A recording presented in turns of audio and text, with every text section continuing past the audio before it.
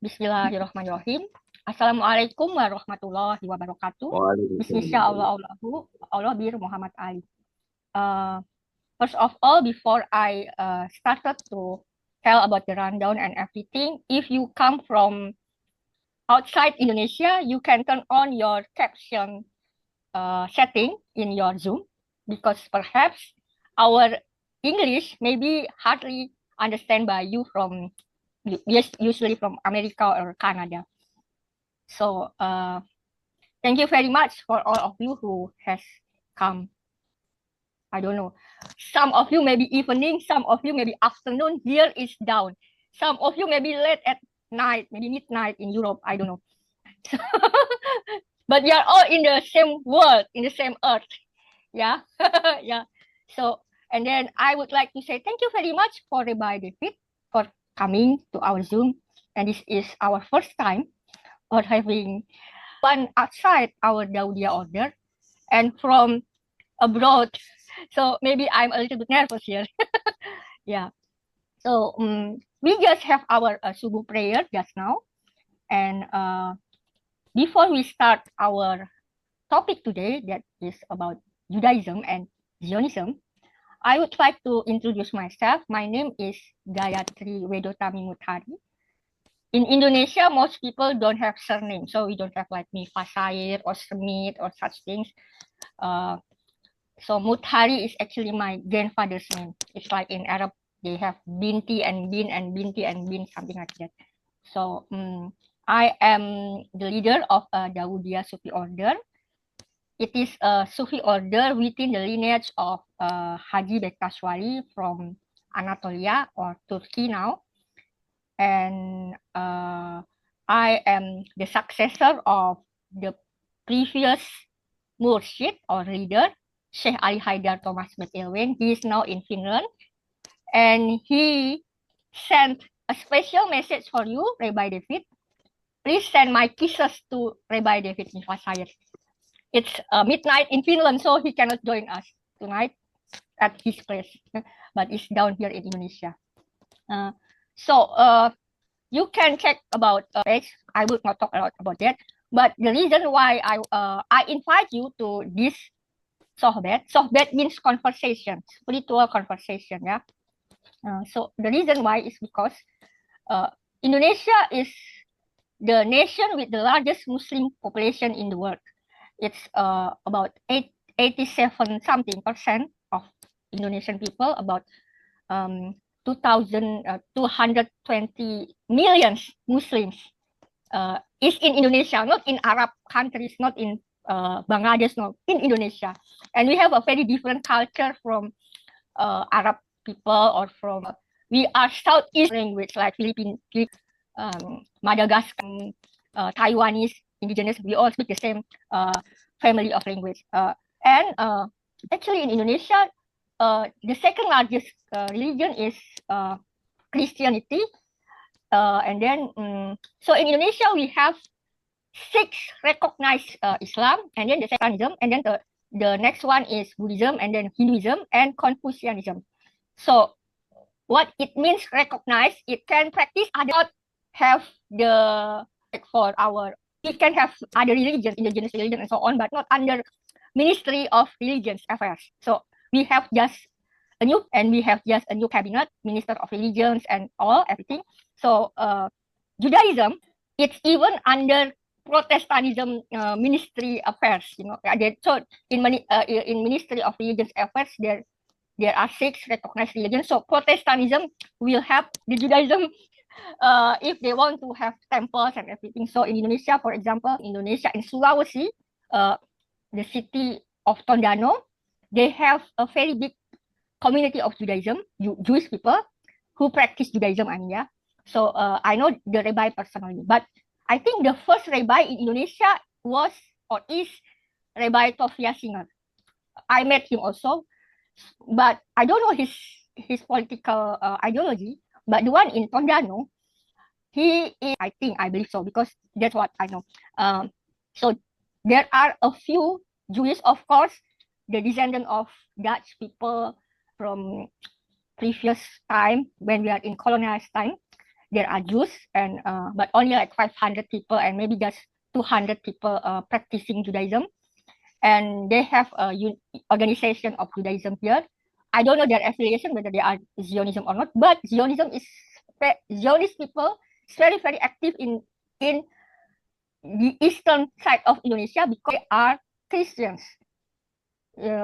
So even though we are majority Muslims, but in eastern Indonesia, most are like Catholics and Protestants. So especially like Papua and then like Sulawesi. So very active in Indonesia, Christian Zionism. So when I met you, Rabbi David Mivasair, I'm sorry because I'm nervous. uh, I I really wish that we can talk like this tonight. So I hope the message you give to today in this room can be spread to Indonesian people to know that what we want to support, why we want to support Palestine is not because we hate Jewish people, it's not because we hate Judaism. That is the most important thing. Also, the second thing, faith since 2009, and I have been studied in Vatican for interfaith studies and dialogue there, invited by the Nostra Aetate. So this is my work to spread peace, to spread love, and also to spread. This is why we invite you, Yaudia Order, and also there is a group in my place that is the School of Religions in ICRP, Indonesian Conference on Religion and Peace. We together try to make this Zoom so that can be possible. Sorry for the long introduction. I hope you are not boring. So now it is time for you to share with us about the topic Judaism and Zionism. And because I don't know, I cannot find your biographers, especially we want to know what kind of Judaism that you are practicing, because I know there are a lot of denominations in Judaism. Thank you very much. The time is yours.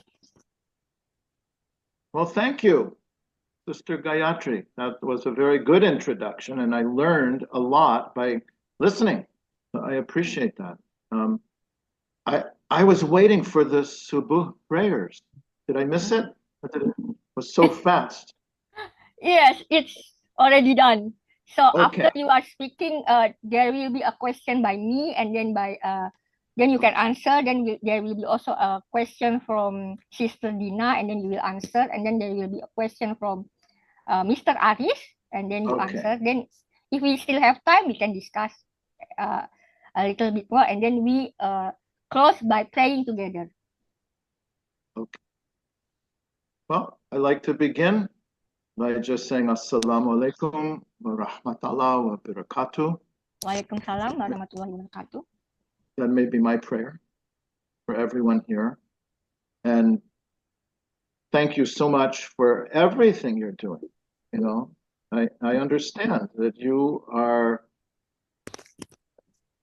trying to build a relationship between God and people.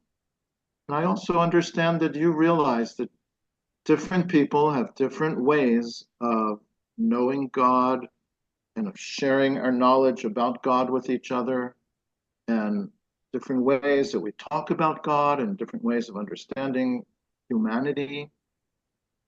And the different religions do this differently. And you want to share that. And that's why you invited me here today. So that's really an important thing to do. Mm-hmm. I think I will start by introducing myself. You asked me to do that. And then I should just be very happy to hear your questions. You can guide what you want me to talk about. Mm-hmm.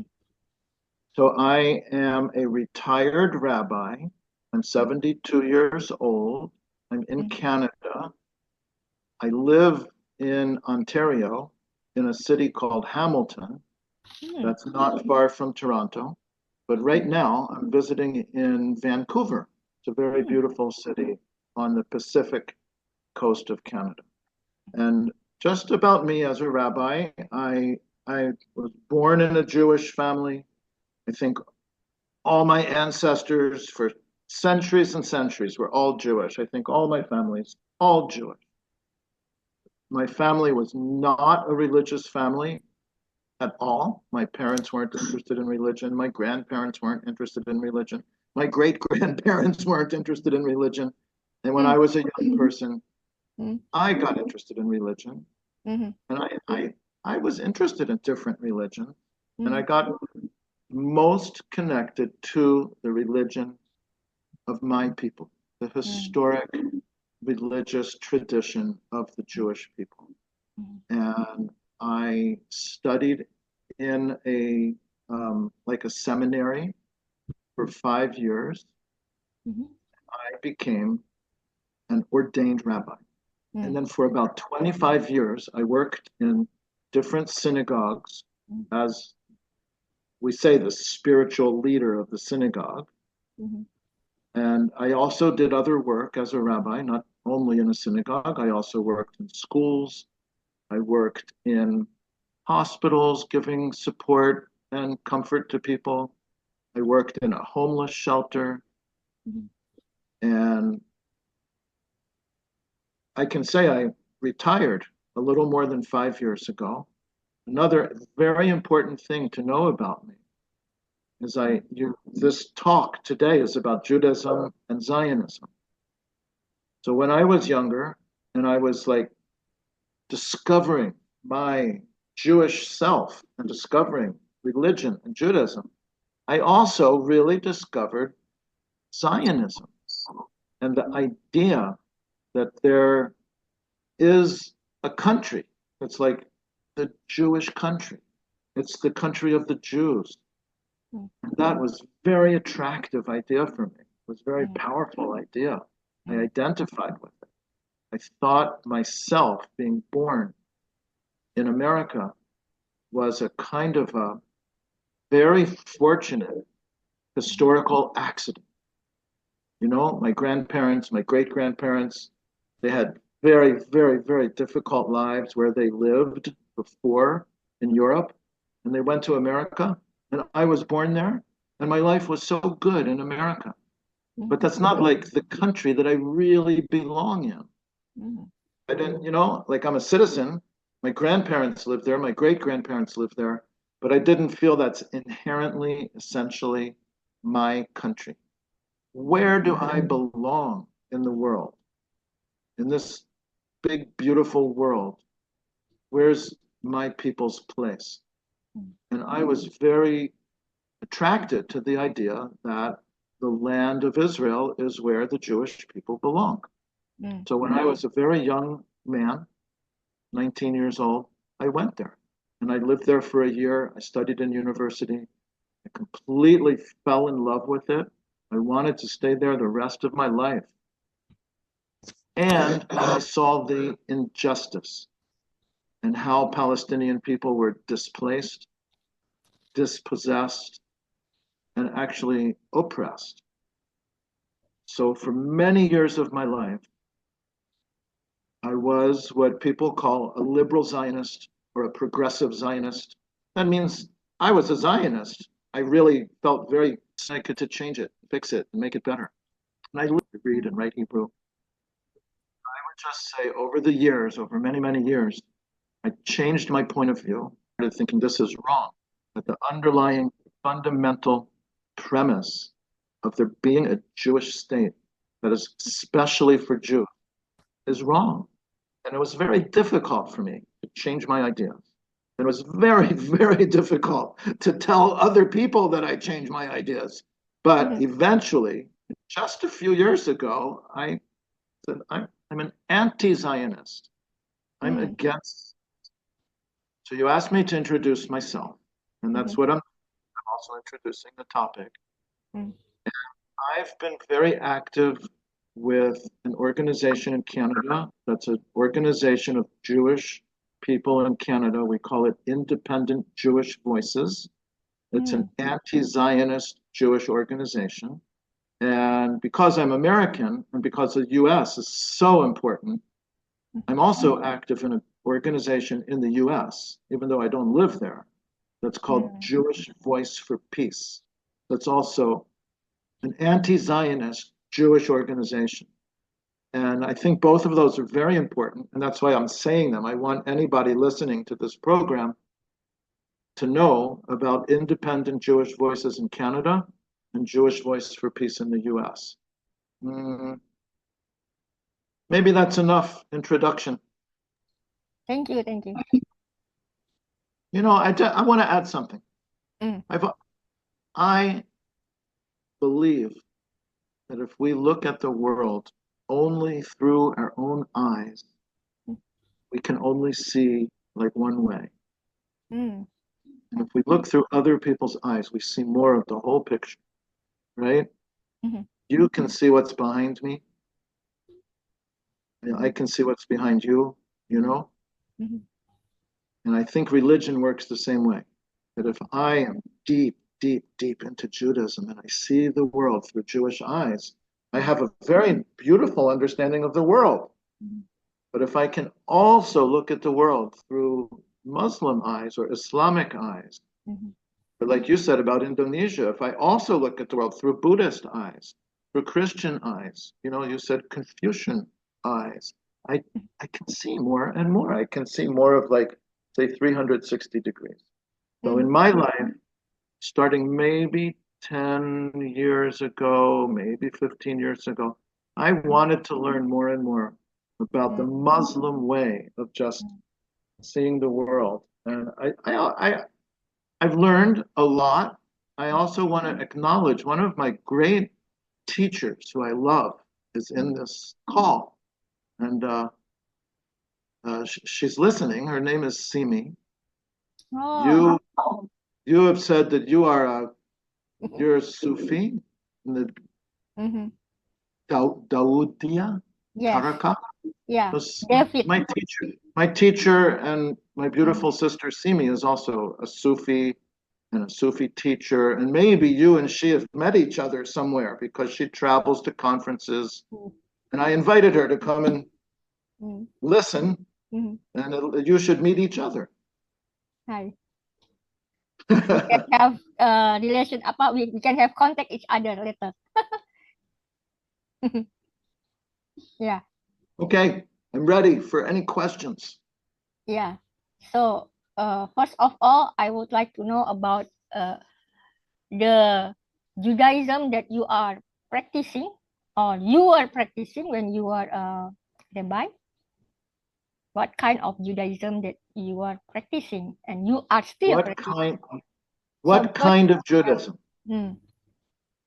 So because there are many denominations in Judaism that I know, like the progressive, like the in Indonesia, I think there are three kind of Judaism. They said like conservative and reform and reconstruct.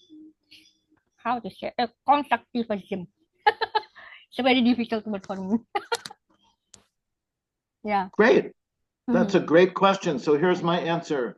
You asked about me, but before I talk about myself, I like to just talk about different interpretations or different ways of understanding Jewish religion.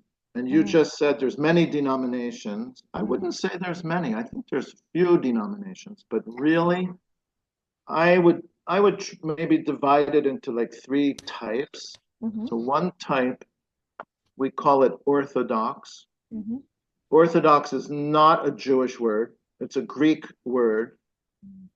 And ortho means straight, and dox means teaching. So any orthodoxy believes they have the truth.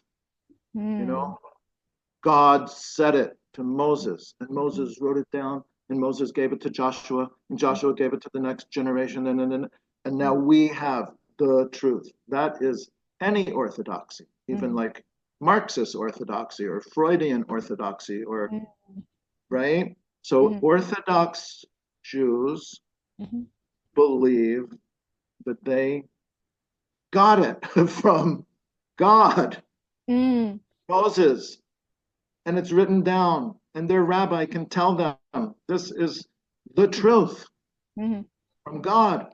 That's Orthodox. And then there's another type of Judaism that believes that like God gave it to our ancestors and they wrote it down and we can get it, but we need to interpret it and we need to rely on our scholars and our rabbis in the past. but it comes through that tradition, Mm-hmm. and we can't depart from the tradition. We can only Mm-hmm. like reinterpret. Mm-hmm. And I would just call that conservative Judaism with a capital C, Mm-hmm.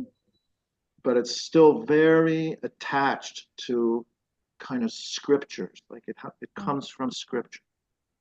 I'm just calling that like a second type. It's not exactly orthodox. Mm-hmm. But then, to answer your question, what about me? So you use the word progressive. Mm-hmm. I would identify as progressive. And you also use the word reconstruction. Mm-hmm. So I am a reconstructionist rabbi.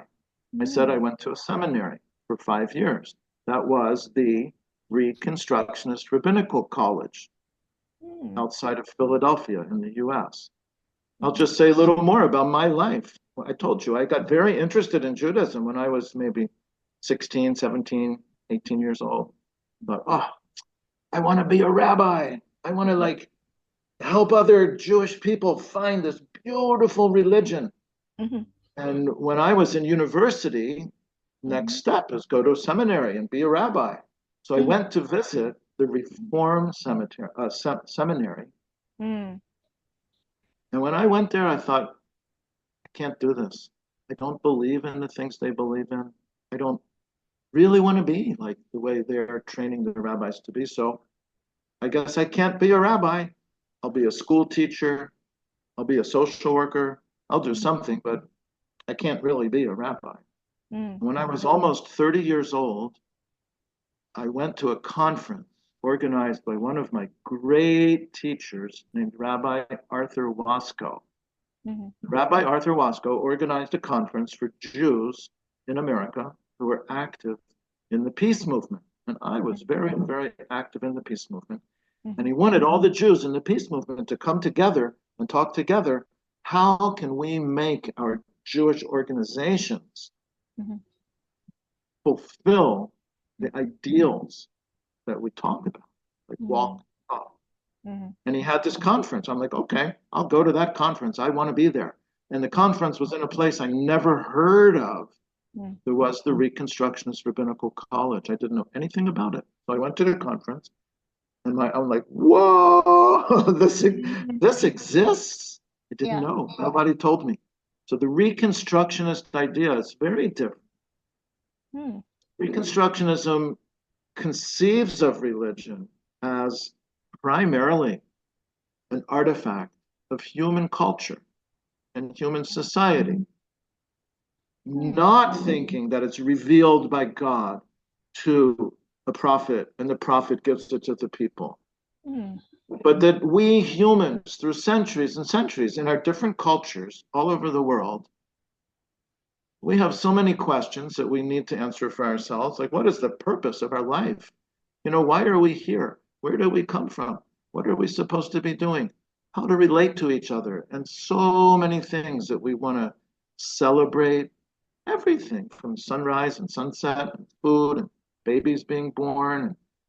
There's like universal human life needs a way to conceptualize and express, share with each other, a kind of transcendent, sacred aspect of living as a human in this world. So different cultures have different ways of doing it, and they become our religions.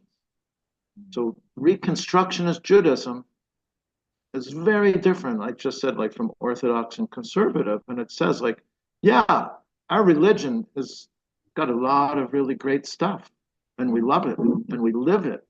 Mm-hmm. But it wasn't like transmitted like that. It was more. I really would say God reveals it through Mm-hmm. all of us together in our culture, in our society, through the generations. And the Reconstructionist view of Judaism gives us more freedom, more latitude to reevaluate, reconstruct, and change things. And it actually gives us more responsibility to do. Mm-hmm. So, just for example, in the Reconstructionist Jewish community, we were the first ones to have women in our rabbinical school. We are very accepting of different genders and different sexual orientations. We reject the idea of chosen people. We clearly don't think of God as like a big person. So we have a lot of different approaches to religion. And among ourselves, we're completely free to talk about our real ideas.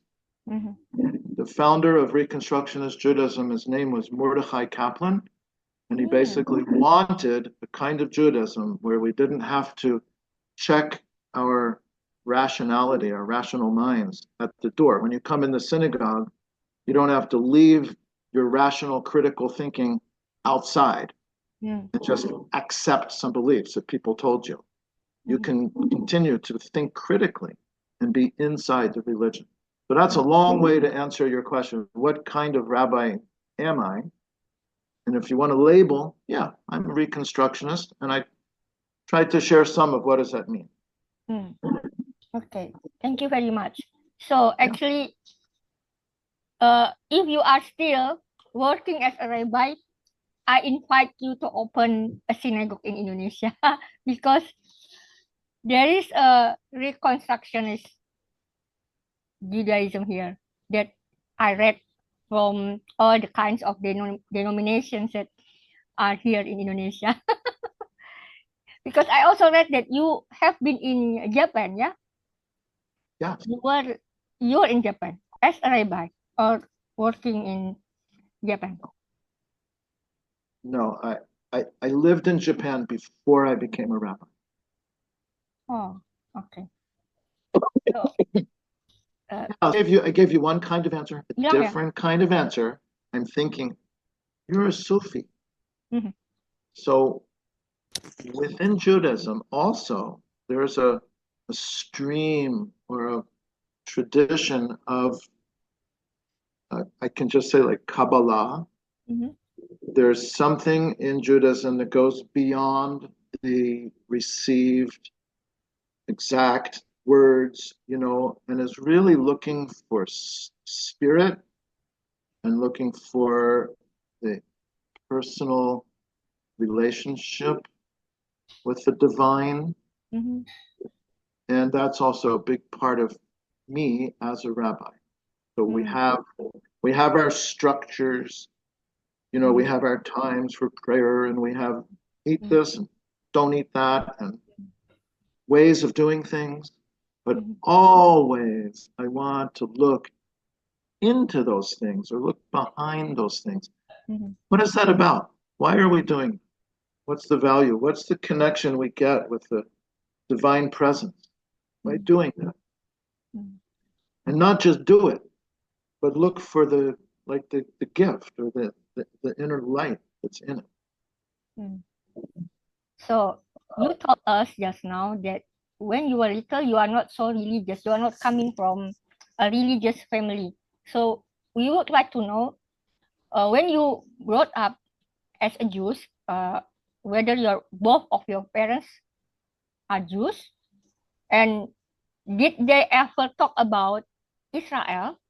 Did they ever talk about Zionism to you, or anything from Torah or from the books of the Psalms and everything to you?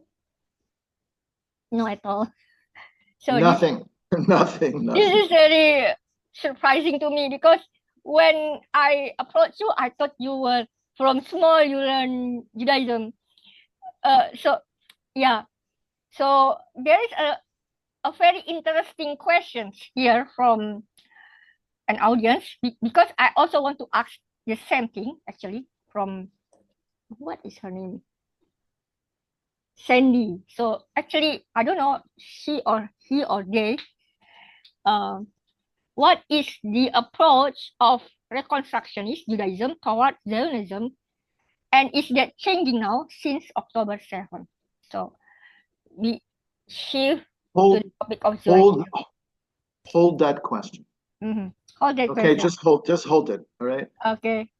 I want to talk about some of the things you just said. Mhm.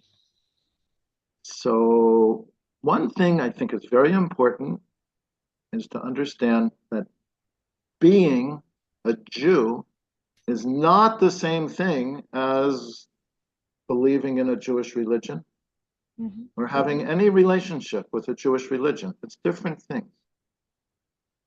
So being a Jew is really an ethnic identity. It's who we are as people. As you said, both my parents were Jewish. I said my grandparents are Jewish.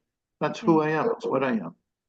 And I think Islam is a universal religion. Mhm. Right? The vision of Islam is it's for all people everywhere, Mhm. right? It came from a certain time and place in Mecca, Medina, right? Mhm. And the prophecy came in the Arabic language. But you said it yourself, you're not Arabs. You don't speak Arabic, right? You're in a different country. Mhm. That is exactly what Islam is for. Mhm. Islam is to take that message to, like, all the people of the world. Mhm. And also, Christianity is a very universal religion. Like Mhm. Christianity sees itself as like all people Mhm. should be Christians. It's for everyone. But I Mhm. want to make a clear distinction. I think Mhm. is important. But Mhm. Judaism's not like that. Judaism is much more an ethnically based religion. But Judaism is a religion for Jewish people. Mhm. But what precedes that is being a Jewish person. Mhm. You also mentioned that I lived in Japan, which is true. So I think a kind of a parallel is Shinto. Mhm. Right? Shinto is a very indigenous Japanese religion before Buddhism, right? Shinto is a very Japanese based Mhm. Japanese religion. Mhm. I don't know if anybody could really be Shinto Yes. practitioner or believer if they're not Japanese, Mhm. right? Maybe some strange person could do that because they want to, but that's Mhm. not what Shinto's about. So I'm just saying Judaism is the same way. So Mhm. for me to be Jewish, Mhm. I just got born Jewish, and that Mhm. is what I am. Yes. Religion is a different thing. Mhm. I'm making the case for that. Mhm. So Mhm. my parents, my grandparents, even my great grandparents, who I knew them when I was a child, they're thoroughly Jewish people. Mhm. But they, as individual people, they rejected religion. They Mhm. didn't, religion wasn't part of their life. Mhm. My parents had no relationship at all with Israel. I was living in Israel when my first child was born. That means my parents' grandchild. They Mhm. never came to visit. So I'm Mhm. just saying that one thing I'm really saying is in that time, more than 50 years ago, identifying with Israel was not as much a part of Jewish life as it has become since then. I could Mhm. grow up Jewish, completely surrounded by Jews, right? Maybe 90% or more of all the people I knew when I was a child were all Jews where I live in Mhm. Baltimore. Mhm. Israel wasn't in our consciousness. But now it's almost the opposite that you can't even like be in organized Jewish life. There's almost no synagogue in the world or Jewish organization that doesn't make Israel like the center of everything. Mhm. But anyway, Yeah. and then you have, I just want to say a little bit more, not responding to your question. It's okay. Okay, if I think, okay, I have some time to talk with some people in Indonesia who are interested, Of course. what do Please. I want to say? The Yeah. topic is Judaism and Zionism. Yes, please. One thing, so if I could make maybe 3 or 4 paragraphs, Uh-huh. I, an attachment to the land of Israel is Mm. very integral to Mm. Judaism.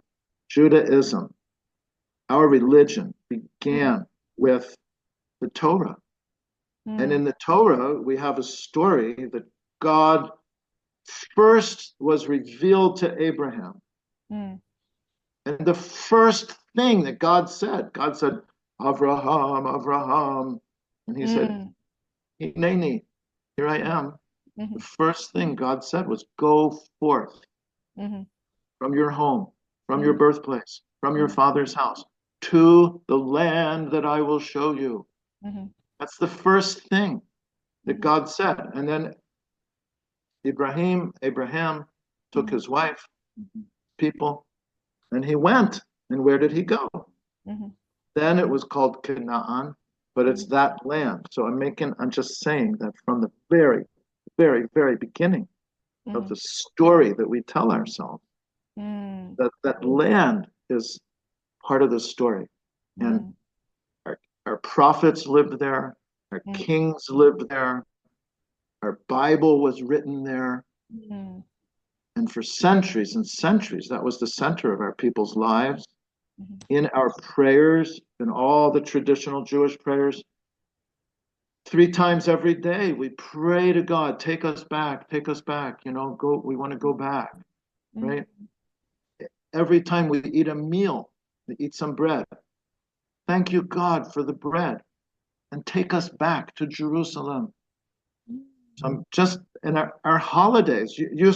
This day is a day of It's Sukkot, the last right? day of Sukkot, yes. Yeah.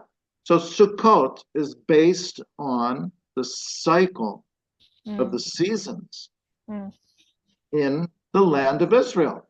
Mhm. I'm living in Canada. So Mm. Sukkot's not naturally what's going on in Canada, Oh. right? If I was Mhm. in Indonesia, I can be a wonderful Jew, but my Mhm. holidays are connected to the cycle of nature and the cycle of season, the rainy season, the dry season, you know? Mhm. So our Passover is the beginning of springtime in the Mhm. land of Israel. Mhm. Sukkot is the harvest in the land of Israel. I'm making a case, I'm just Mhm. demonstrating Mm. that connection to the land of Israel Mm. is completely integrated into Judaism. Mm. I think you can't really have Judaism without that. It's not Judaism. I don't know what it is. Well, it could be Christianity, which is Mm. universalistic for everyone, Mhm. right? Relationship with God, an understanding of God, a connection to the Bible. Yes, but a Jewish thing is connection to the land of Israel. Mm. And that is not Zionism. Mm. Zionism is a modern political ideology that started in the late 1800s, less than 150 years ago.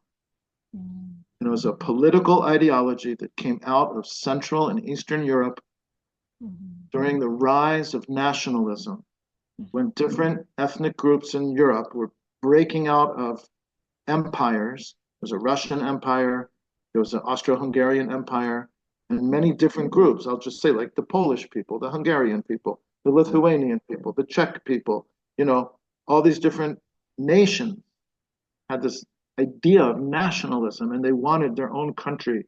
And the Mm. Jews had been living among all the other people Mm. for, let's say, 2,000 years. So Mm. Zionism is a modern political ideology, and we should never confuse it with the Jewish relationship with the Mm. land of Israel. Mm. I, that's like a point I want to make while we're talking. So Mm. I like to add just another layer to that. So if you read the classic prophets in the Bible, like Mm. Isaiah, Mhm. Micah, Mm. Jeremiah, Ezekiel, Hosea, right? Almost all of them Mhm. are telling the people of their time, your society is so corrupt that God is not going to tolerate you living here in this land that Mm. he gave to your ancestors. Giving that land to your ancestors was conditional Mm. on living a godly life. Mhm. You have to live in a just society. And Mhm. if your society is not based on justice, Mhm. God is going to throw you out. Mhm. That's what the prophets were saying, Mm. right? So the idea that the land of Israel like belongs to the Jewish people, that's Mm. not what our religion says. Mm. It's a conditional covenant. We do our part of the covenant. Covenant is like a contract or an agreement.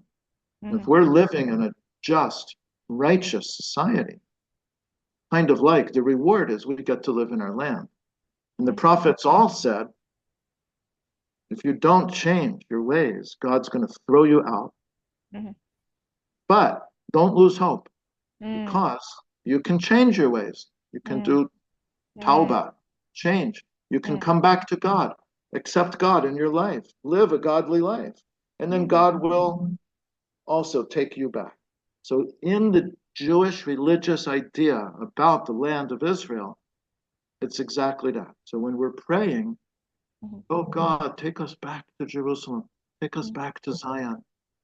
It's not like God's going to magically take us back. It means we need to live collectively as a society Mhm. in a godly way. And then the vision is, okay, God will take us back. So I'm trying to address that question, Judaism and Zionism. Mm. Zionism, I would say, exploits that idea Mm. of the connection with the land of Israel and distorts it, into this modern ideological Mm. concept. Okay, I'll just that's what I wanted to say, and thank you for listening. Yes, thank you very much. So, maybe because Sister Dina is going to go for her lecture, so I would like to give her opportunity to ask and to share things. I would like to introduce her. She is my senior when I was in university.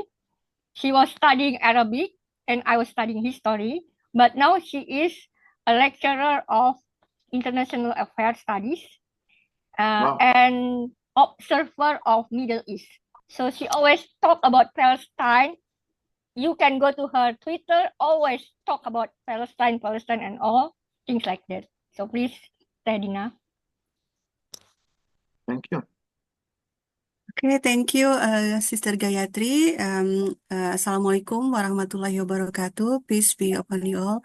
Hello, everyone, especially Rabbi David. Nice to see you here in Zoom meeting.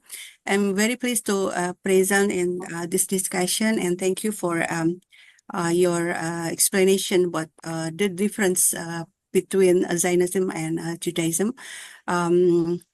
First, I want to confirm your statements. You said that being a Jew is not the same with having faith in Judaism.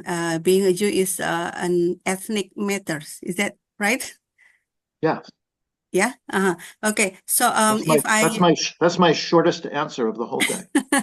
Okay. So if I may summarize from your explanation, Zionism and Judaism are related but different concepts.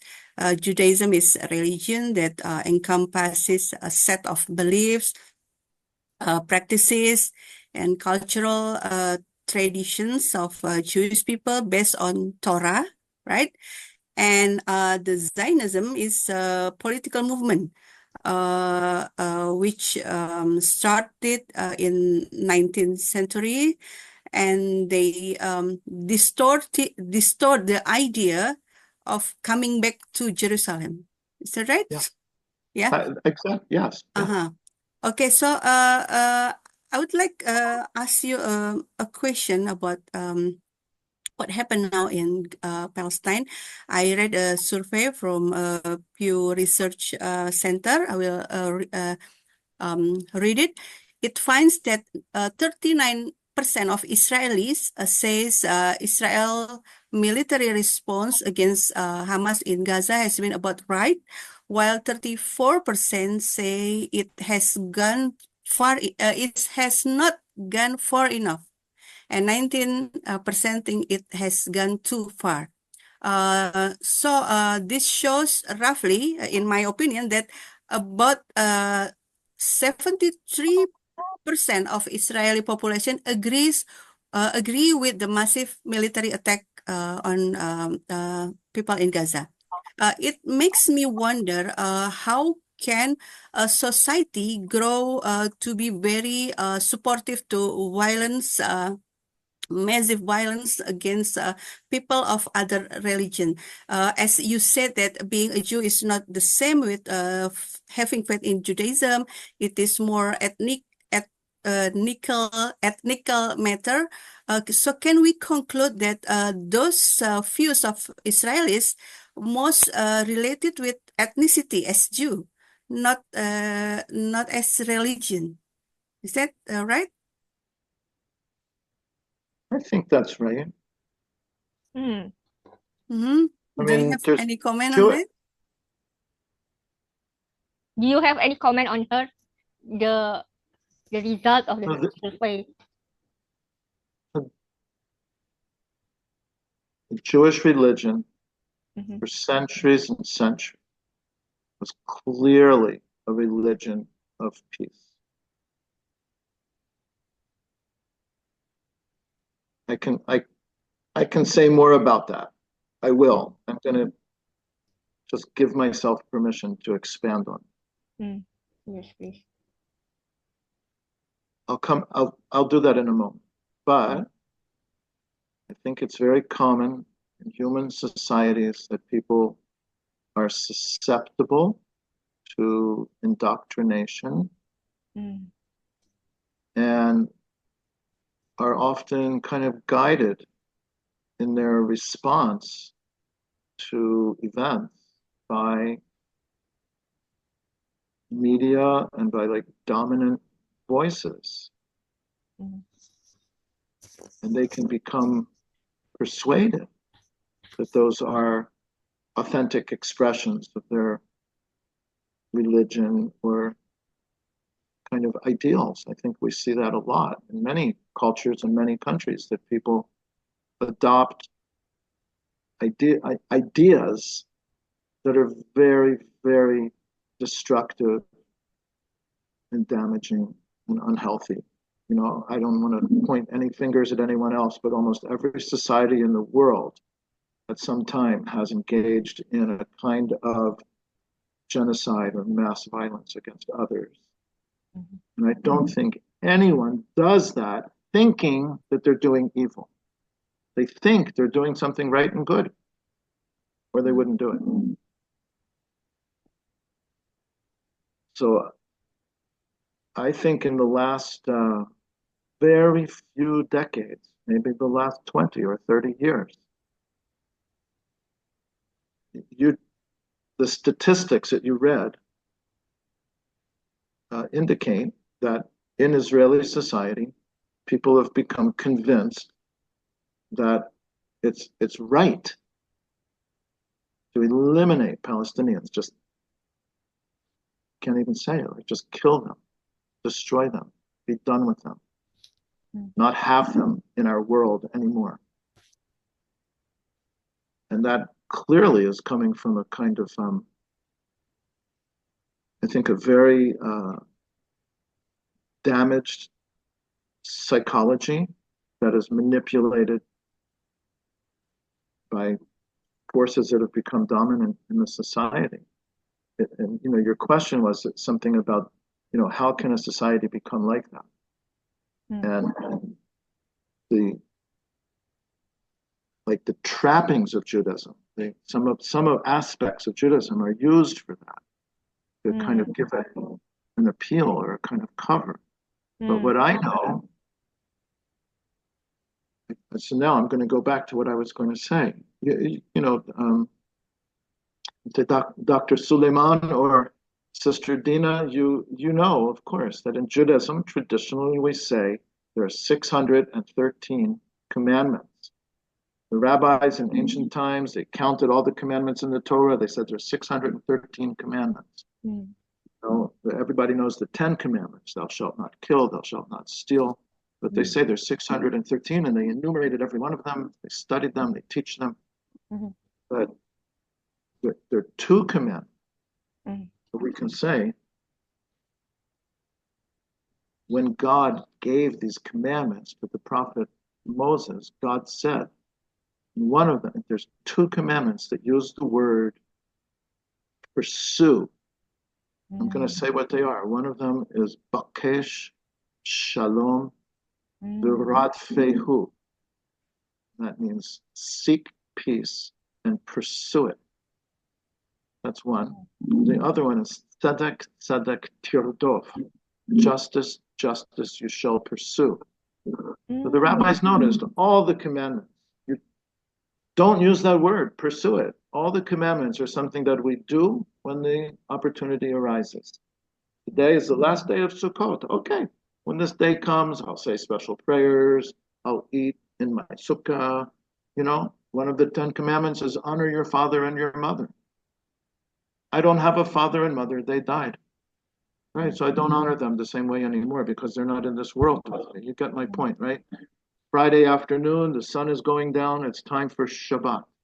Making the point, every one of 611 commandments, we do them when the opportunity arises.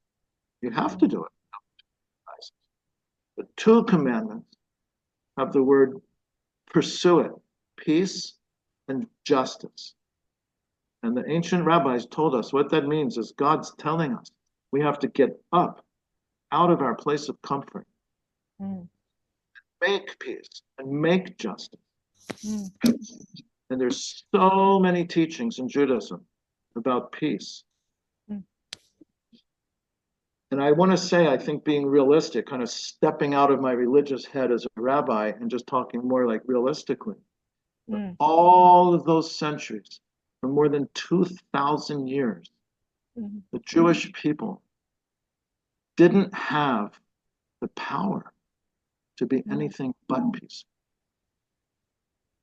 We lived in other people's countries. Many of those countries didn't allow us to own property. They didn't allow us to work in many professions. We always lived in other people's countries at their tolerance. Many times they threw us out, right? Jews did not have weapons. Jews did not have armies. Jews did not have political power. So it's very easy for that religion to be a religion of peace. And in the last 80 years, Jews have gotten political power, and we have an army. And now I think we can see that Jews are acting like virtually every other people in the world when they get power. And they have weapons and they have access to being able to dominate others. Right? So again, religion is something that evolves and changes. And I think in the last maybe, I don't know, I'll say the last 50 years, Judaism itself has evolved. It has been really occupied. Judaism itself is occupied by Zionism, and it's changing. And even more, I think, Sister Gayatri, you asked me a question I didn't answer that came from someone else here about after October 7th. My religious life after October 7th has changed a lot.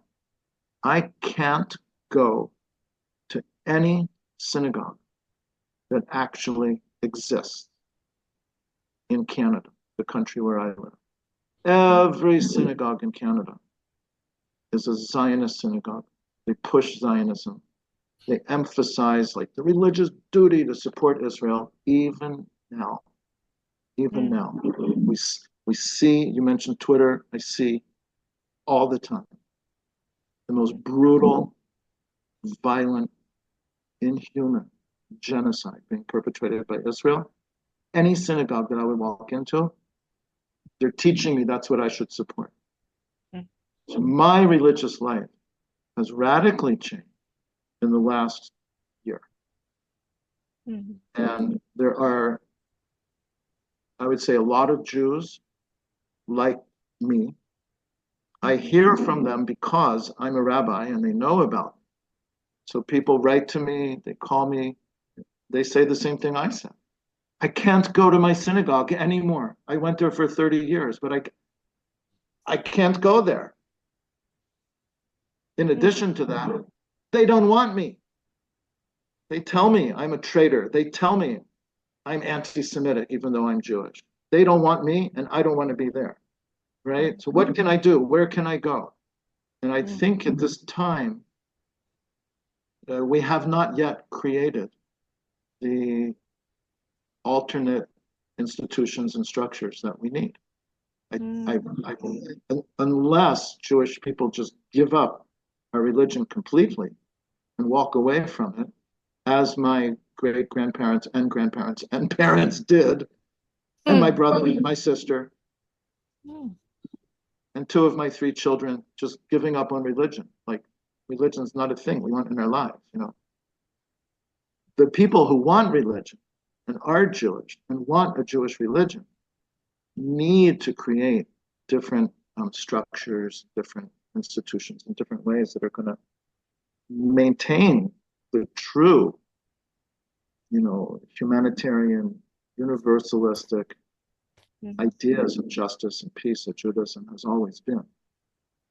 So I don't know if I answered your question, but these are some things I'd like to say to people. And I see my teacher and my sister see me, has got her hand up. I'd love to hear what she's thinking. Okay. Please, Sister Simi, you can turn on your microphone. Thank you. Assalamu alaikum wa rahmatullahi wa barakatuhu.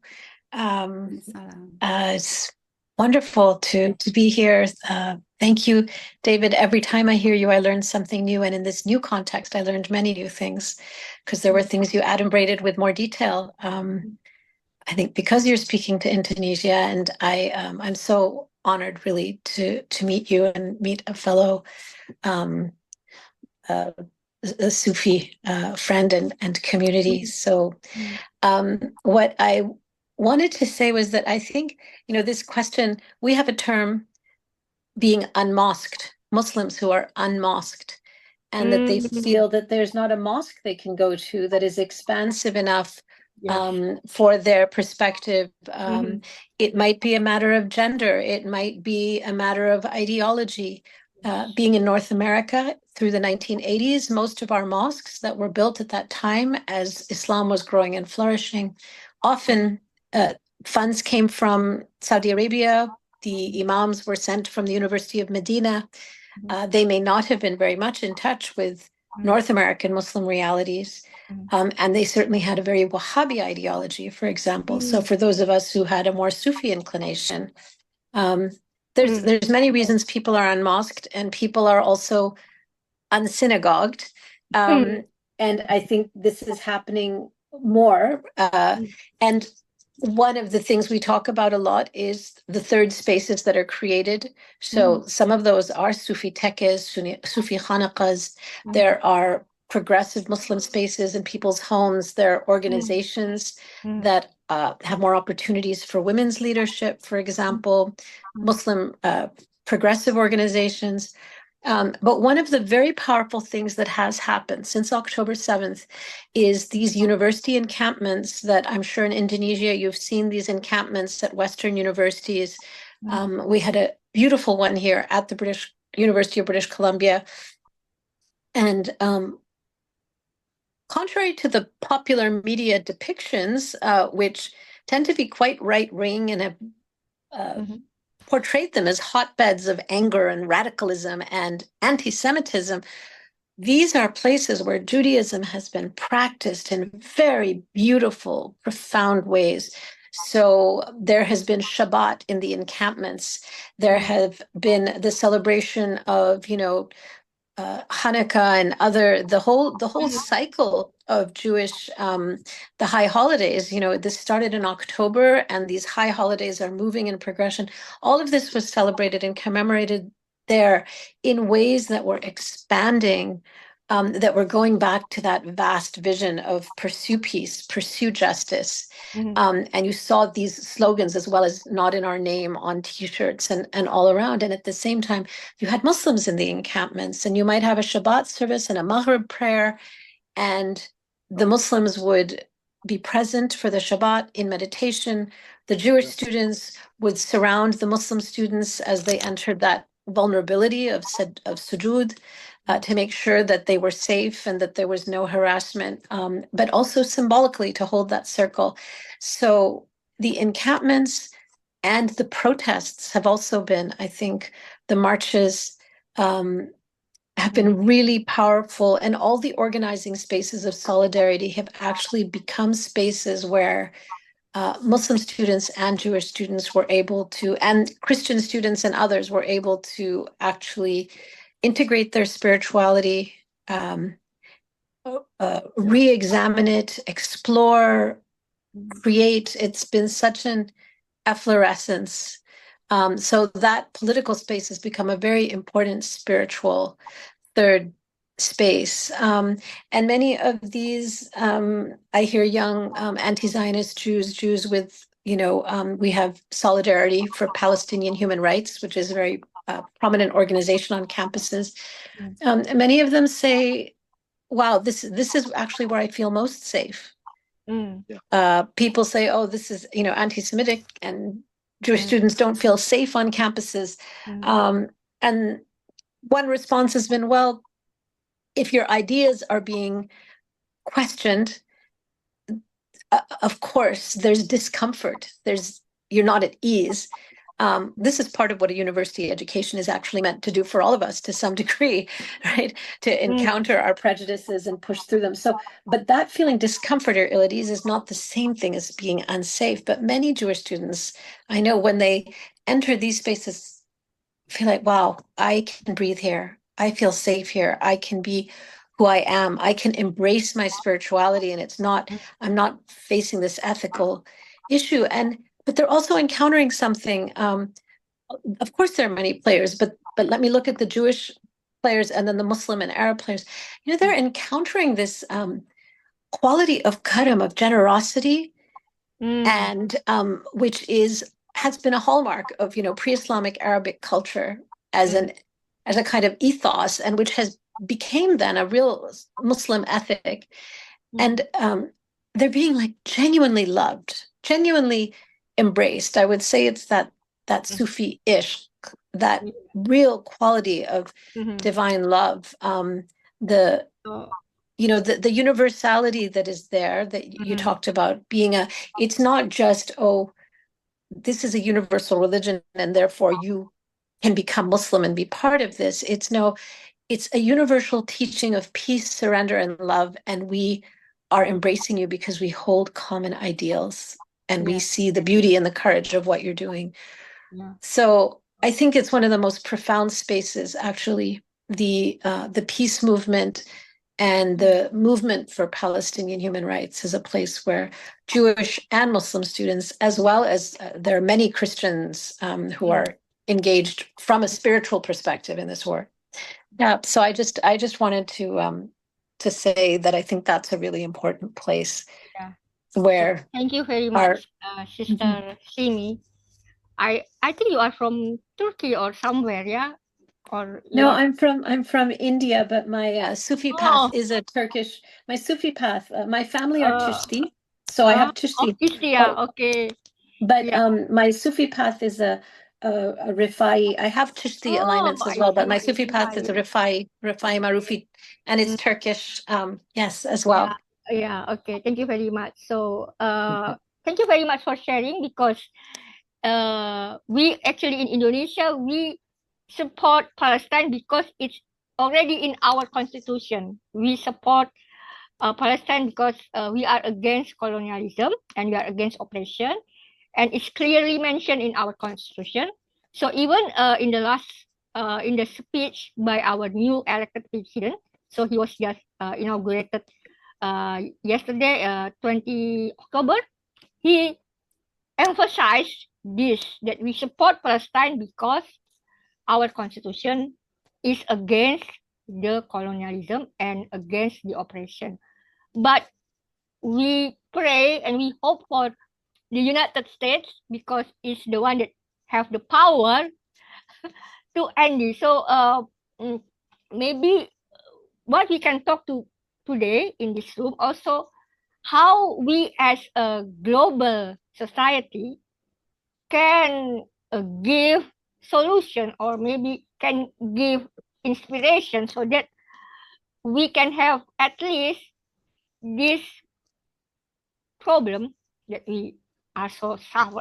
I think I can feel what you feel, Rabbi David, because like our religion is being hijacked by a superpower and evil and demon. And I, as a Sufi, I can understand that, because some places we cannot go and practice our Sufism here, even in Indonesia, you know. So yeah, yeah. So you said that you would like to mention your great teacher, Rabbi Zalman. So you want to share about your project in Gaza, and maybe can you share about the future of the liberation of the Palestine people? What do you see now as someone who are helping the Gaza people? And you can share now how we can help if anyone want to help the Gaza by your project. Mm-hmm. Let me do three things. Mm-hmm. One, I just want to respond to Sister Gayatri. You asked Simi, oh, are you connected to Turkey? And she said, yes, I'm connected to the Rafai, Rafai. And you're like, oh, yes. So my great spiritual teacher, who's my Rebbe, his name was Rabbi Zalman Schachter Shalomi. He was born in Eastern Europe. He grew up in a world that doesn't exist anymore. The world he grew up in was completely destroyed. He survived, and he became a rabbi. And I think his soul was always like too big to be in one little package. And he explored other religions, and he found a Sufi teacher, and with himself being no less a Jew and no less a rabbi, he also became an ordained sheikh in the Inayati Tarakat. And he was really my kind of opening, or my gateway into some understanding of, I'll just say, kind of like a Islamic path that I can relate to. Not just learning about Muslims, like, oh, we're the Jews and they're the Muslims, and let's learn what they do, and we can talk about what we do. But my teacher, Reb Zalman, he used to say that we have to really enter into the like the psycho-spiritual space of the other. And he made it okay for me to do Muslim prayers, to go to a masjid and line up. Most masajid, I line up with the brothers. When I'm with my sister and teacher Simi, I can line up with her, and we can pray together. And I feel like I'm really praying. I'm there in it. It's another way for me to pray. Somehow I'm just picking up on what Simi said, but also my same teacher, Reb Zalman, he used to take communion with Catholic priests, with the bread and the wine. And I feel like he gave me permission to do that as well. And to see all of these ways as just ways. None of them are the thing itself. It's kind of funny. I'm sitting here in Vancouver. I remember I went to a Buddhist temple here in Vancouver, and I saw this beautiful, amazing sculpture, maybe from centuries ago from China, that actually had all these verses written in Chinese that I can't read. And there was a plaque next to it, and it said that this is the teaching that everyone is looking at the finger that's pointing at the moon. So I see Simi nodding. Everyone's looking at the finger that's pointing at the moon. And I'm just thinking, our religions are the finger pointing at the moon. I Mm. want to go to the moon. I don't want to get stuck in the finger. Mm. You know? Yes. So that's I got that from Reb Zalman, and I also get that from Sufi teaching. Okay, that was the first thing I wanted to do. The Yeah, second thing I want the second thing I want to do is talk about this project. I feel like if I only talk about these ideas and didn't get very grounded and real in this world today, that I would be failing my obligation. So actually, you know, you asked me also, what's the solution? What's the future? What can lead to the liberation of Palestine? And more, I feel like I can't even think about. You know, for the last year, we've had millions and millions of people demanding our government stop this genocide. I'm a citizen of two countries. The USA is completely funding and providing the weapons and giving political cover. And the other country is Canada, and Canada is just doing the same thing on a smaller scale. I've been a political activist for more than 50 years. Right now, I feel completely futile, like powerless, like everything we do is just re-demonstrating the impotence of what we can do. And that has led me to try to help individual people on the ground in Gaza.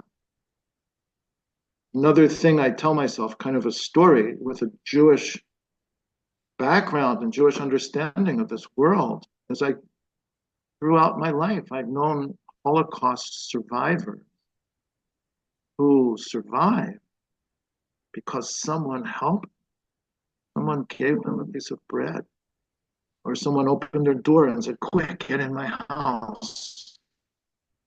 Those people could not stop the Nazis.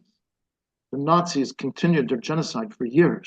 It took enormous armies fighting against the Nazis for years before they got stopped.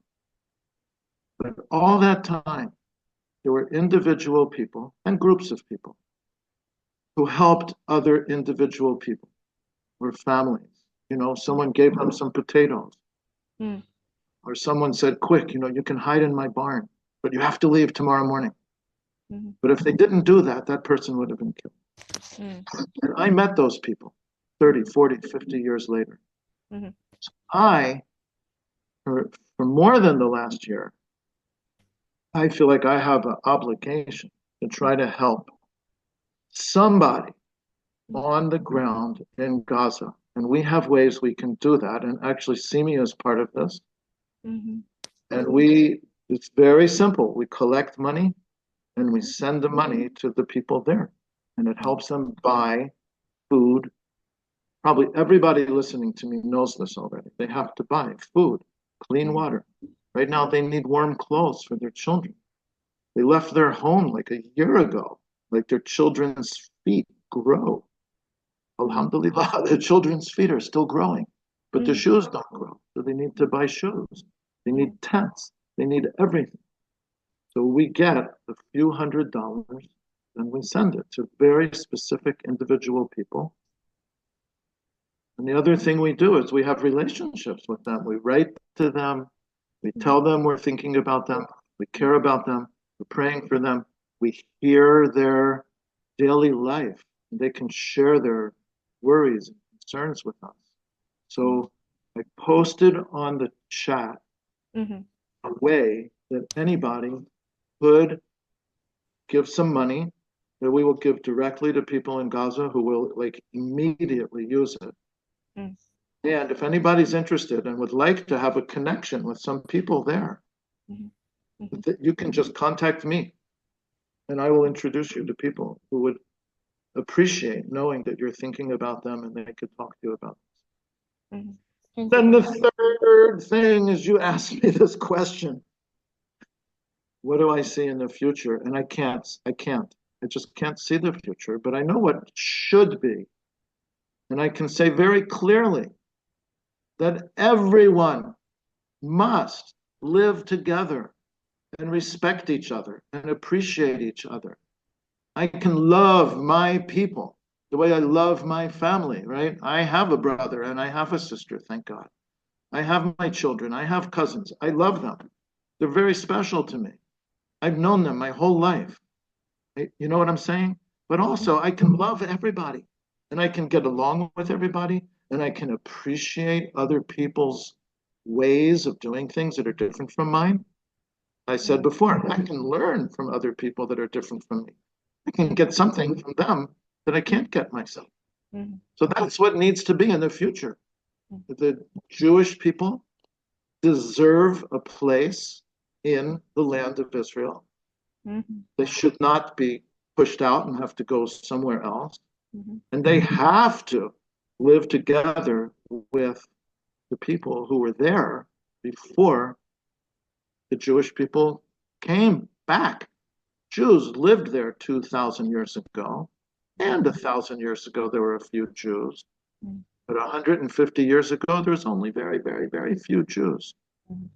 The place was full of Muslims and Christians and even other religions, Baha'is, Circassians, whatever. But we all need to live together.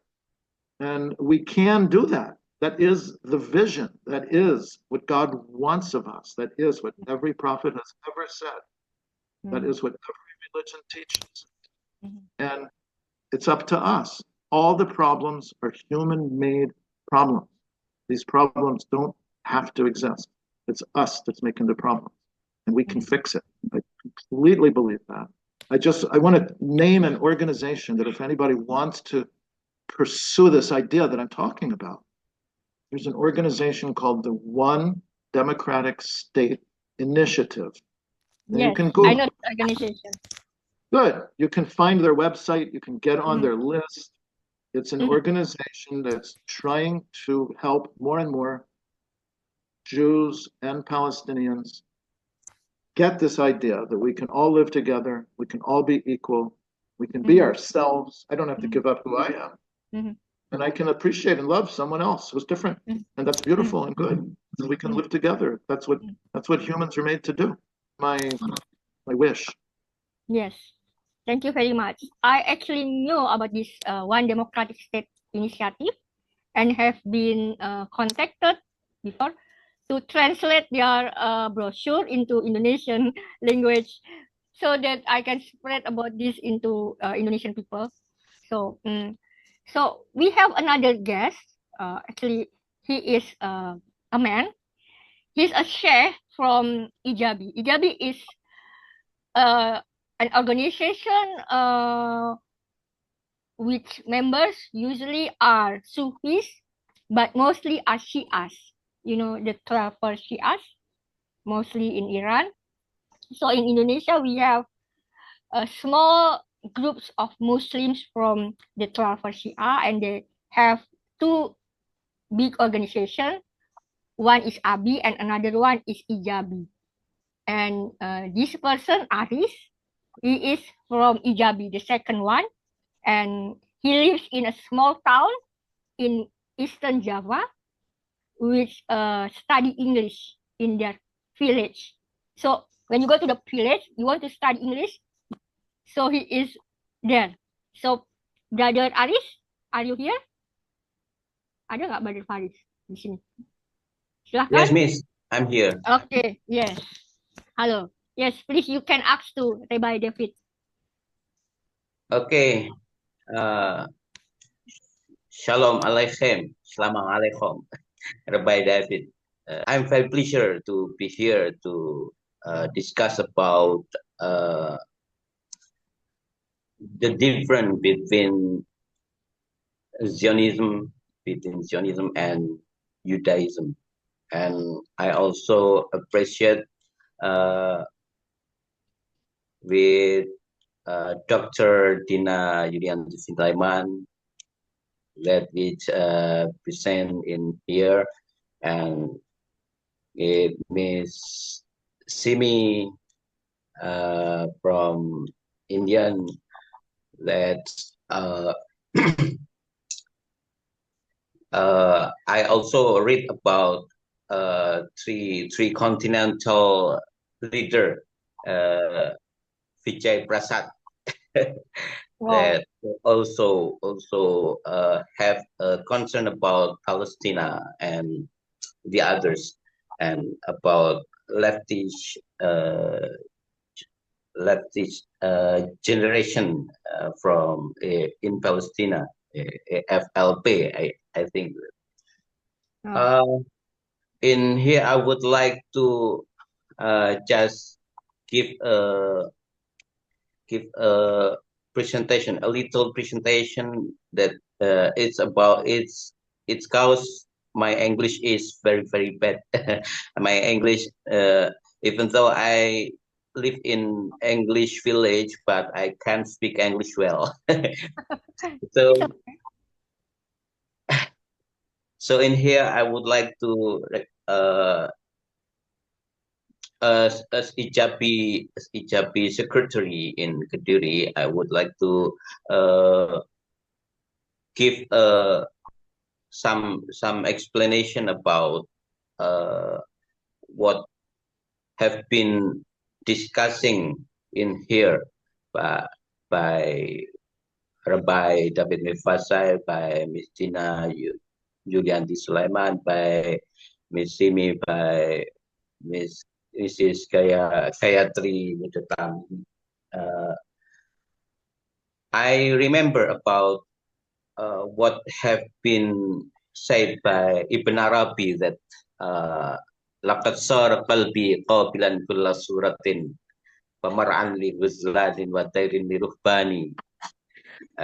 If we can translate in English, my heart has capable of every form.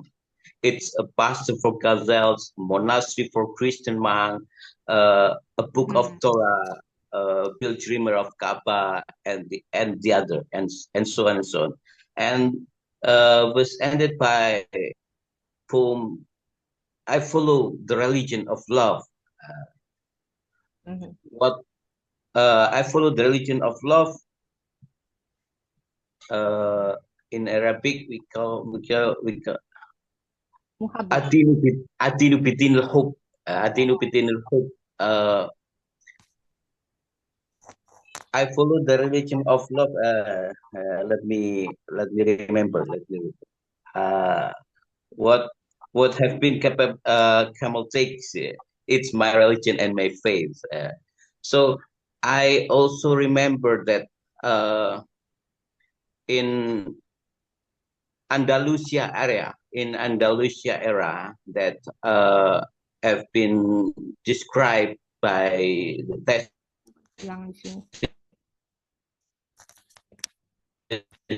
the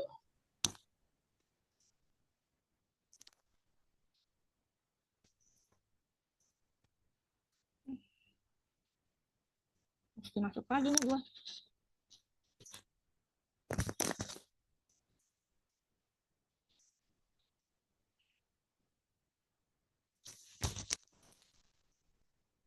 Panas.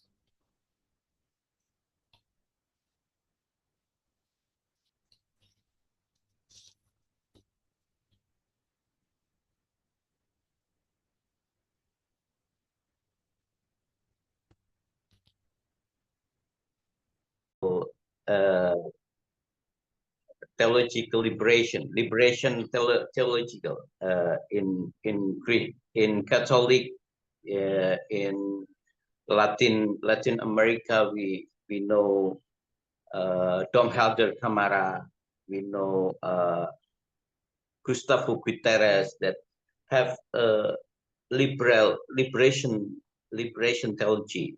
In Islam, we know about Dr. Asghar Ali Engineer with his theory about liberation theology. In I think in Jewish also have liberation theology when our brother in Palestine was occupied by Zionism. So I think it must be clear and distinct, different between Zionism uh, and Judaism, between Ashkenaz Jewish and the other Jewish. So my opinion is, I think I will end my opinion with, let's make our dreams comes true, to share our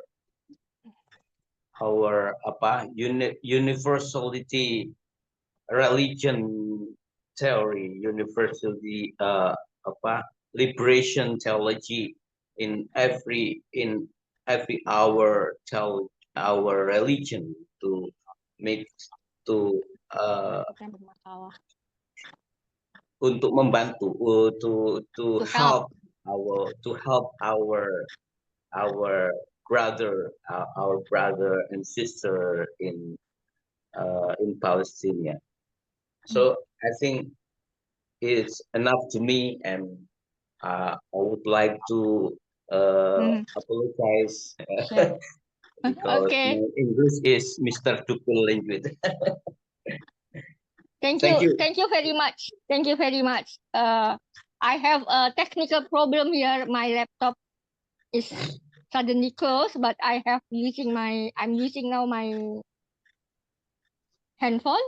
So thank you very much, Brother Aris, for sharing your thoughts about the liberation ideology that you want to share, that maybe we all as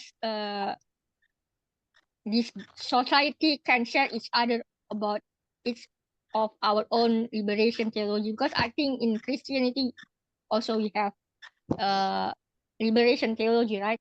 So maybe if Rabbi David want to share a little bit about liberation theology that maybe you understand, or you have been, or maybe you have thought, Rabbi, your time please.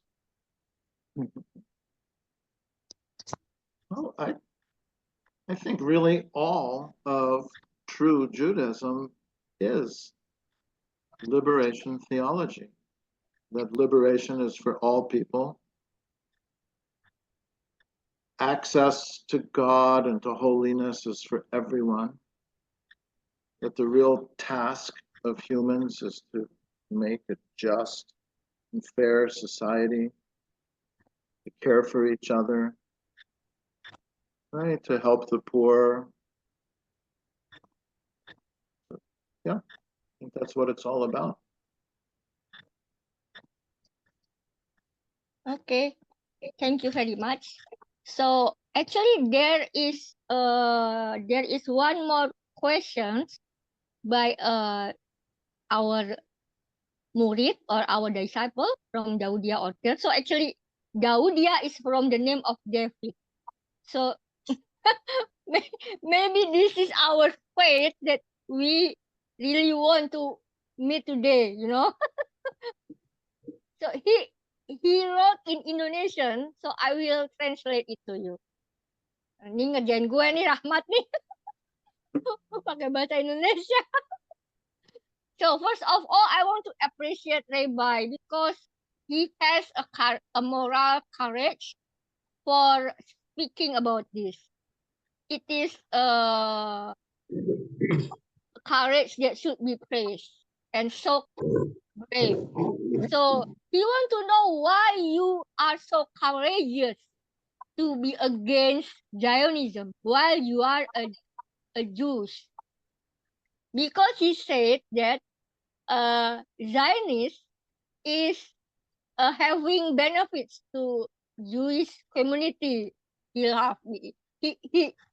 perhaps is sarcastic, you know. He said because in Indonesia there is a phenomenon that when there is radical movements like ISIS or Taliban or such a thing, some organizations are silenced because they feel the solidarity among Muslims, because we as Muslims understand that the world is already distracted, ruined and everything, so must be rectified by the law of God. So again, he asked, why you are so brave to take a different path that is silence and quiet, and no one perhaps praise you among your Jewish brothers because you are against Zionism, and perhaps you did not get any financial benefits from this. Yeah. Okay. I think the second question I already asked to you, and then the third one is you already answered just now about the that Zionism is exploiting Judaism, or even now occupied Judaism. Thank you. That is the question from Rahmat Setiawan. Well, thank you for that question. And for me, it's just the right thing to do. I try to do the right thing. And I think for me, maybe the hardest part was discerning or understanding what is the right thing. It took me many, many years to understand that Zionism is actually wrong.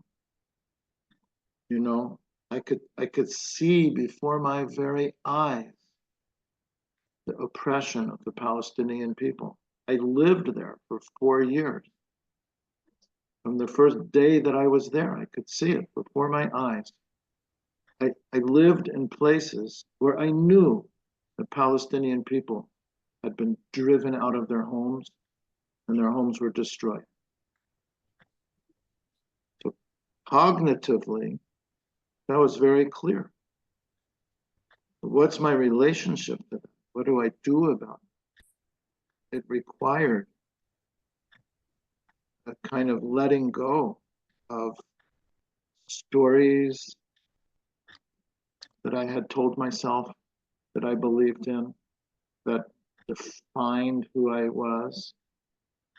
You know, for me to be a Zionist, you're saying some kind of rewards. For me, I don't think there's ever financial rewards or material rewards, but there certainly were emotional rewards. I had the reward of like, oh, I am part of this project that is creating a country for the Jewish people. What a good thing that is. I'm part of that. So that's an emotional reward. And it took me maybe 40 years to be able to reevaluate that and reject it.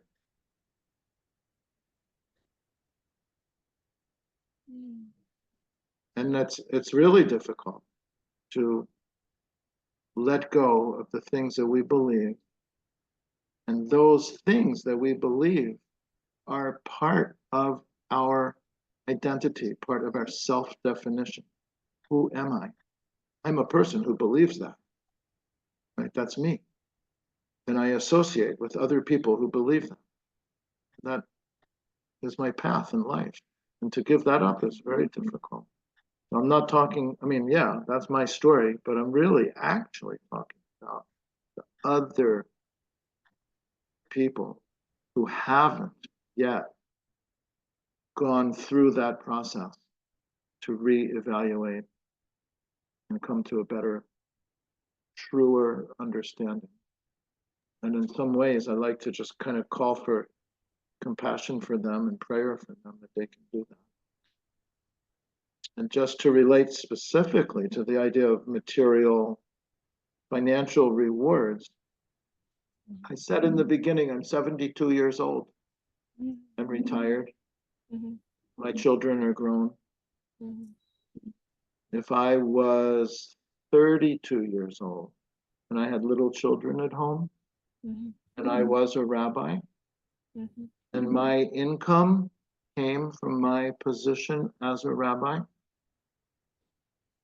I would be in certain danger of losing my income by saying the things I say. I did lose my job as a rabbi because of saying 10% of the things I say. And that was very difficult for me. I lived through some years of very, very difficult times until I found new position, new income. So part of my freedom to be honest and clear and what you're calling being brave and courageous, I don't feel brave and courageous. I don't see myself that way. Part of my freedom to say these things is I'm retired. No one can control me. But if I was 20 or 30 years younger and I had young children and I had a wife or a husband, I wouldn't be as free. I would have to be much, much, much braver than I have been to do these things. And, yeah, it's a kind of a, I'm saying this partially, okay, this is my truth. This is my story. That's the real me. But again, I'm asking for a kind of passion and understanding of other people who have not made this decision and who don't even look at it because it's so emotionally threatening to them to question a belief that has shaped their lives. They don't want to look at it because it would shake up their life so much. So I'm not excusing that. I'm certainly not approving of it. I don't support them in staying that way. They need to change.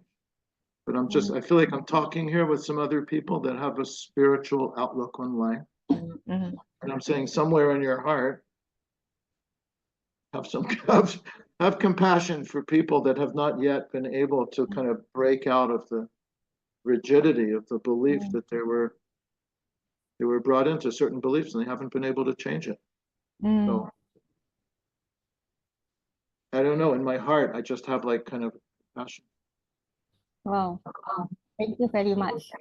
So we actually have already been 2 hours mostly. So I don't know if you still have time. I still have time, but if Sister Dina maybe want to leave because she needs to go for lecture, we can say you can go, please don't worry. But could you let Simi contribute what she wants? Then I think for me, 2 hours is a good amount. Let's stop at 2 hours. Yeah. And go and do the things we need to do in this world. I feel like talking is very nice. I love talking, but we have so much we have to do. Yeah, we have so much to do. So before you have your closing statement, and then we close all of this with you and I praying together. Yeah, so that we can pray together. Yeah, I can give some time for Sister Simi again to say some things that she wants to say. Yes, please, Sister Simi. Yeah, I'll just try to be brief. I think a couple of things. One, I just wanted to reflect from the other side. I have been friends with David, and he's been like a brother to me for maybe 25 years. We have engaged in various kinds of interfaith work together, projects. I've come to his community, his congregation. He's come into our Sufi circles. And I think for many of my friends who are activists on Palestine, it's so horrific, it's so awful. And there's a kind of a complete demonization of Zionists. And I understand why that's the case. However, being both an activist and also a Sufi, the dervish is the one who's at the dar, sits at the door, who sits at the portal between worlds. And so I've always felt I have to be that bridge. And I remember a friend of mine who was a very strong activist for Palestine saying to me years ago, yeah, I know, you work with this, Rabbi David, you do things. He's like, yeah, but isn't he kind of like just a soft, cuddly Zionist? That was her, like, isn't he just a soft, cuddly Zionist, And I sort of said, well, I didn't, maybe, but he's just, but my heart always has felt your sincerity and your love. And even as a soft, cuddly Zionist, you were asking questions, making connections that, so few other people were doing. And even at that point, David, you had sacrificed a lot materially. You were not in a synagogue anymore, and you had created your own congregation. And in a mainline synagogue, you would have had, I know, you would have had extended health care, you would have had a pension plan, you would have had access to all kinds of financial and institutional resources and money for conferences. And actually, you were in a kind of, caravan, renting places in a community center or meeting in someone's house. And maybe people were piecing it together through donations. So even as a soft, cuddly Zionist, you were with a young family. You were making real material sacrifices. And I think you won't say that, but I want to say that because that did take a lot of courage and conviction. And Palestine wasn't the only issue on which you did that. So, and also being expelled from one's community is extremely painful. And we know that biologically, in terms of evolution, belonging to the group is our number one need, not food, not shelter. Like for our ancestors to be kicked out of the tribe was certain death. For early hominids, and our brains are still wired that way. This is why people who get bullied suffer so many physical ailments, for example. So you did suffer expulsion, and I think we can't underestimate the psychological, spiritual impact of that. And of course, then you also find and build other communities.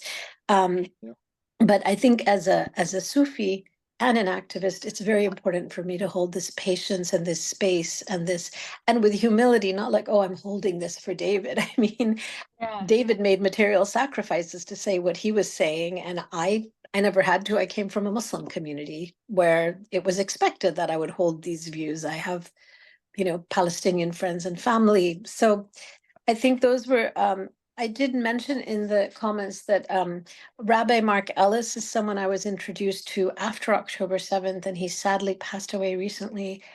I think his thinking is extraordinary. His writing, which was so far ahead of his time, and which he ended up teaching in a Catholic institution because Jewish institutions wouldn't have him. He often had to be in touch with Christian and other liberation theologians because even the soft, cuddly Zionist Jews wouldn't meet with him. I highly recommend to read his work, and I highly recommend to be in touch with the organizations David is saying, because there are many. There's at our own university, there's Dr. Gabor Mate, there's Naomi Klein. There are really prominent Jewish thinkers who are articulating their anti-Zionist stance, whether it's theologians or other kinds of, from other disciplines within the humanities. So, and the last thing is that this initiative of Brother David's is so beautiful. And even if you participate in a small way, this is mostly beautiful, progressive Jewish elders who are doing this work. Many of them are on limited incomes, they're retired. Many of them have been artists or social workers or teachers. These are not multimillionaires, and yet they're giving so generously. So those of us who are Muslims who have joined, there's so much barakah in it. And these are about 20 families, mostly headed by women, many of whom we have known for 10 years, 5 years. And the need is so great. And again, not just the money, but to have one person that you speak to and that you comfort and that you console, for them to have someone outside of Gaza who can hear them is really so powerful. And yesterday, the woman that I'm close to, who's become like my daughter, before October 7th, David connected me with her because she was pregnant, a very hard pregnancy. She was by herself due to restrictions in Gaza. Her family couldn't be with her, weren't near her. And he said, you know, I'm supporting her, but I'm Jewish, I'm a man, I don't know Arabic. And she regards him like a father. But I was able to speak to her through her pregnancy and recite Surat Maryam for her and, you know, speak to her in Arabic and English, console her. So that relationship I've had for 4 or 5 years. And yesterday, you know, I spoke to her and all she needed to do was cry because her father and brother are in Jabalia camp and she hasn't heard from them for a year. The rest of her family, including her husband, are in Rafah, Mawasi, and they haven't had a tent for 8 months. Her mother's so ill. And just to let her cry and to hold her and say, I'm here, you know, was so powerful. Our group managed to bring her to Egypt with her 2 daughters but her husband is still there, her mother, her siblings. So it's been this, you know, the Rasul Sallallahu Alaihi Wasallam said, even a smile is charity. And I think especially the smile is charity. So just to say, I'm going to have one person to whom I offer this is really powerful. So I really, you know, and Yeah. I don't know, mashallah, how David speaks to like 10 and 15 and 20. And there are 2 people I'm connected to, and it's a lot. I know emotionally, I'm like, that's my spoons, as we say, that's how much I can lift. But mashallah, it's a beautiful project. And to be participating with our Jewish brothers and sisters in this is, I think, also so powerful. It's not just what we're doing, but how we're doing it and with whom we're doing it. This is the revolution. This is also that Andalus. So thank you for hearing Thank you me. very much, Sister Shimi. So I hope after this Zoom meeting, we can have connection because this is really my first time. I want to bring the global society to the Indonesian audience because Indonesian people usually support Palestine mostly because of our religion as Muslims, as Islam. So then we are polarized by this issue. Like if we support Palestine, then we are against Judaism or we are against Christianity and so on and so on.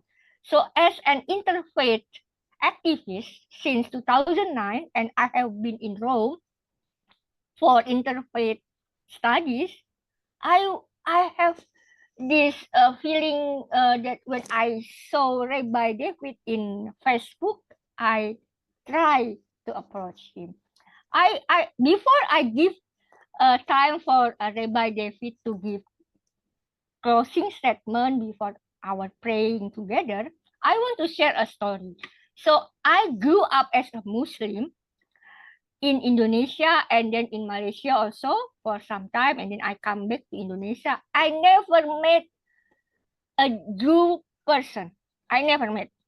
I never met an Israeli also. So when I was in Rome in 2011 and 2012, I have a best friend who lives in the same house with us. This is a house provided by the lay center for the lay students in the Pontifical University. So there are Catholics, Muslims, Jews, and so on. So in this place, I have this one Jew and Israeli, but he is agnostic. He does not believe in religion. He eat pork. So because I was so shocked, you eat pork? Yes, I eat pork. So, short.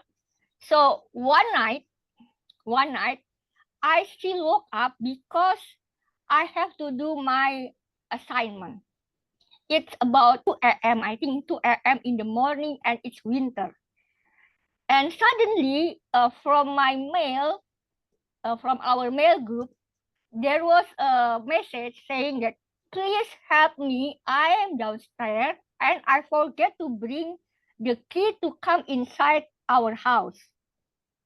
So at first I think 2 a.m. in the morning, is it a spam or what? But I just don't think anymore. And then I ran down from the fourth floor, to the door where he didn't bring the key. So I opened the door, and then he said, Gayatri, you are my angel, my savior angel, because I have been like 2 hours in the winter. I forgot my key and I don't know how to contact you. Or then I remember my phone, I can contact via mail. And you come down just 5 minutes and you save me. And then he hugged me awkwardly because I am a Muslim. Maybe he thought, oh, you are a Muslim woman. We cannot touch, we cannot hug, we cannot touch each other. You know, he's a man. But I said it's okay, don't worry. And then, so this is my very beautiful moment that I will not forget. Having a best friend from Israel. Even yesterday, I say happy birthday to him. I don't know whether he is Zionist or what. I don't remember. But this is what I want to share before Rabbi David giving the closing statement. Hi, are you here? Oh, yeah. So while we are waiting for Rabbi David, maybe he has some guess or what. So I would like to say thank you for everyone who come to our Zoom meeting today. This is our first time, and hopefully we will have another Zoom meeting. You can go to my Facebook. My name in Facebook is bisa nggak ada yang nulis ya? Gayatri Mutari. Yeah, please. Are you sorry. Back? It's okay. You know what? I'm in a borrowed room in a church. I'm visiting in Vancouver, and I had to think, where can I go? I know this church, so I called the pastor of the church. I said, can I use the space in your church with your Wi-Fi? And he said, how long? I said, I don't know, half hour, 45 minutes. So it's more than 2 hours. So the secretary, now it's after 5 o'clock in the afternoon, the secretary came and said, we have to close. So let's pray very fast. Okay. Let's Yes. I missed what you said. I'm sorry. Just say yeah, it it's again. okay. So you want to give your closing statement before you pray. Hi.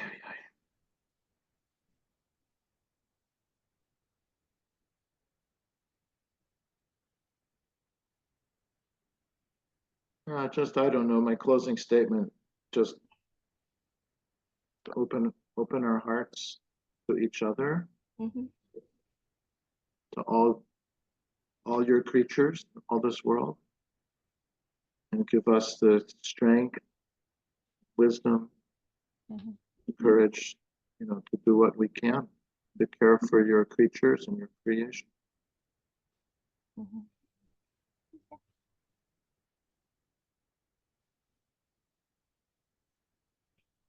Now, usually in Indonesia, we have the interfaith prayer. Now, I let you go praying in your tradition, and then I will close it with our Sufi tradition. Your time. So I'm going to make it very short. Yes. There's a prayer that we say many times a day. And the end of the prayer, the last line, it's very simple.